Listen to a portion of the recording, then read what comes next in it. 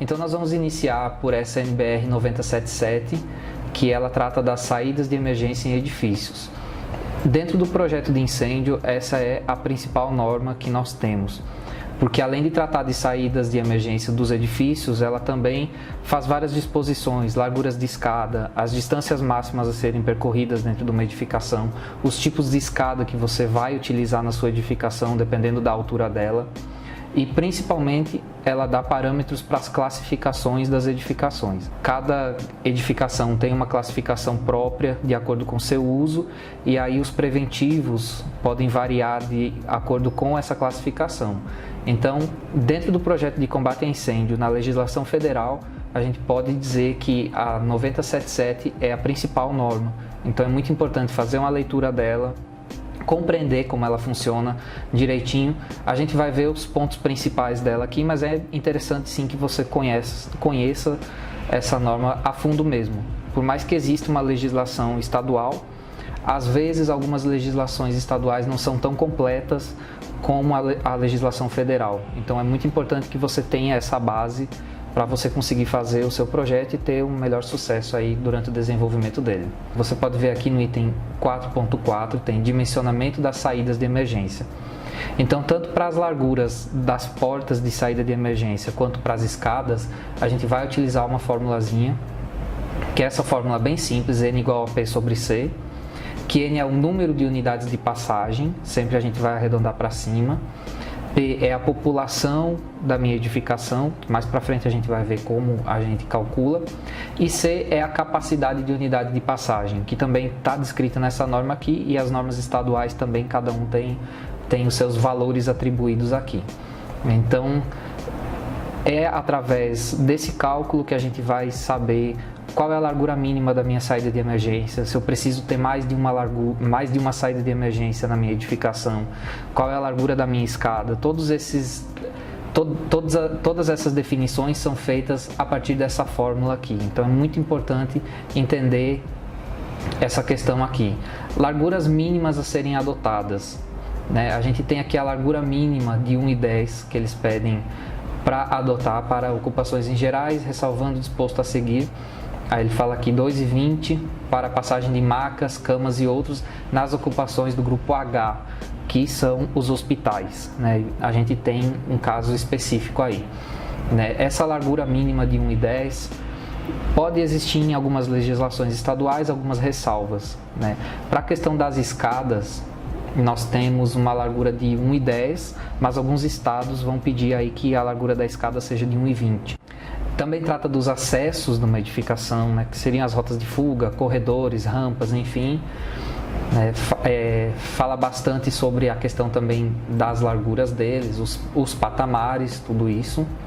Aqui a gente tem algumas definições com relação às escadas. Existem vários tipos de escadas dentro de uma edificação. Quanto mais alto for a minha edificação, mais protegida deve ser essa minha escada. Pensando num prédio aí de 15, 20 pavimentos, se as pessoas precisarem utilizar a escada de emergência, é natural que essa escada seja protegida, tenha porta corta-fogo, tenha antecâmara, tenha o sistema de pressurização e exaustão de fumaça, porque realmente alguém que está lá em cima vai demorar mais tempo para chegar no térreo. Então as chances de se propagar um incêndio na edificação são maiores também. Então por isso, quanto mais alta a edificação, mais preparada precisa ser a minha escada. E essa norma também trata disso. Então está aí a importância dessa norma. Ela trata de muitos assuntos dentro de uma única norma. Por mais que seja saídas de emergência, mas a gente vai ver aqui quantos itens a mais, além das saídas de emergência, essa norma está tratando. Nós temos a questão também dos lances, do comprimento máximo de um lance de escada. Em algum local fala do comprimento máximo do lance de uma rampa também. A questão de escadas curvas, né, como você vai trabalhar nesse caso. Às vezes pode ser que um arquiteto não observe tanto isso.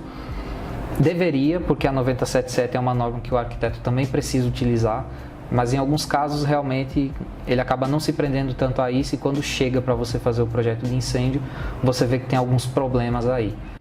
E aqui a gente chega numa parte bem interessante dessa norma, que ela trata da classificação das edificações de acordo com a ocupação delas. No momento que você recebe um projeto, a primeira coisa que você precisa identificar é se trata de uma edificação comercial, residencial, de serviços profissionais, se ela se trata de uma edificação escolar ou de reunião de público. Enfim, existem várias situações aqui. Nós temos um grupo principal e ainda uma divisão secundária para ser um pouco mais preciso ainda com relação ao tipo de edificação que você está trabalhando, porque os parâmetros de população, dimensionamento de escadas, dimensionamento de saídas de emergência, os próprios preventivos que são necessários para essa minha edificação, eles variam de acordo com essa classificação aqui. Então, no momento que você recebe o projeto, essa classificação aqui é que vai reger todo o restante do seu projeto. Num segundo momento, a gente classifica essa edificação de acordo com a altura dela. Nós temos edificações térreas, edificações baixas, quando a altura dela é até 6 metros, edificações de média altura, medianamente altas e as edificações altas, que são aquelas que têm mais de 30 metros de altura. A gente ainda classifica ela de acordo com as dimensões dela, quanto à área do maior pavimento, se são áreas menores do que 750 metros quadrados ou maiores do que 750 metros quadrados, e ainda mais algumas outras classificações. Essa aqui até não é tão... a gente não utiliza tanto, é só para casos de subsolo mesmo. E quanto à área total, nós também temos edificações pequenas, aquelas que têm menos de 750 metros quadrados, e elas vão aumentando aí de acordo com o aumento da área também. E também de acordo com aquelas características construtivas, se é uma edificação que tem propagação difícil ou fácil do fogo. Geralmente as edificações hoje, elas têm uma propagação do fogo difícil. Eu classificaria ela como uma edificação do grupo Z. Por quê? Porque as estruturas hoje já são mais preparadas para isso. São edificações de alvenaria, de concreto armado, elas utilizam materiais que o fogo não se propaga tão fácil. Mas existem exceções, você pode ter alguma edificação existente que vai passar por uma reforma e que ela tenha estruturas de madeira, o que ela seja realmente uma edificação mais rústica, mais antiga e tenha materiais que o fogo se propague mais facilmente, então tem que ter também uma atenção quanto a isso aqui. E aqui nós chegamos agora na parte dos dados para o dimensionamento das saídas de emergência. Como eu falei, nós temos o grupo e as divisões aqui, e aqui nós temos os parâmetros para a população das minhas edificações. Residencial, eu vou sempre utilizar 2 pessoas por dormitório, caso seja um grupo A2, que é o mais usual. Mas aqui, a partir do grupo B, a gente já geralmente utiliza por área, Você tem tantas pessoas por metro quadrado de área. Então, por isso que é importante você saber classificar desde o início a sua edificação para fazer uma pré-análise. Essa edificação vai ter tantas pessoas, então já vê se aquela saída de emergência que o arquiteto colocou está atendendo isso ou não. Isso se chama pré-análise do projeto. É a primeira etapa quando eu começo a desenvolver, ou até mesmo quando eu pego esse projeto para fazer um orçamento, para fazer uma proposta comercial. É bom já verificar isso e alertar possíveis problemas quanto a isso, porque se você fecha esse projeto com o cliente, ele já está sabendo que você talvez vá precisar de alguma alteração. Aqui nós temos ainda as distâncias máximas que eu posso percorrer na minha edificação até chegar numa saída de emergência. Não basta eu atender a largura mínima das saídas de emergência se a minha edificação é muito grande e lá dentro eu percorro uma distância muito grande até sair dessa edificação. Um shopping center, por exemplo. Número de saídas. Qual é o número mínimo de saídas que eu preciso ter na minha edificação?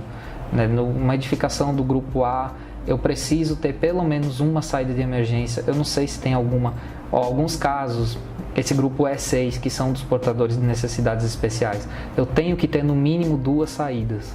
Por mais que seja uma escola pequena, que uma saída de 1,10 atenda, eu tenho que colocar 2, porque é isso que a norma está pedindo para eu fazer. No caso de ocupações do grupo F, que são locais de reunião de público, da mesma maneira. Existem algumas aqui que pedem mais de uma saída no mínimo. E aqui eu ainda tenho as escadas. Como eu disse, quanto mais alta for a edificação, pode ver que vai mudando o tipo de escada que eu vou utilizar. Aqui eu tenho edificações baixas, eu tenho uma escada NE, que seria uma escada normal. Aqui já seria uma escada protegida, que já é aquela com a porta corta-fogo. e aqui eu já tenho uma escada à prova de fumaça, que seria com o sistema de exaustão. Então, quanto mais alto vai ficando a minha edificação, mais proteção tem que ter na minha escada. Isso, no caso, essas atribuições a norma está colocando para todos os tipos de edificações aqui. Então, com relação à norma 9077, o que a gente tem para ver hoje é isso. Mas, como eu disse, é importante que você não conheça apenas só as tabelas, mas que você realmente faça uma leitura da norma, aquela parte inicial que fala das obstruções, que fala de como você calcula as unidades de passagem, né? Como você faz todo esse cálculo. A questão das escadas é importante que você conheça direitinho.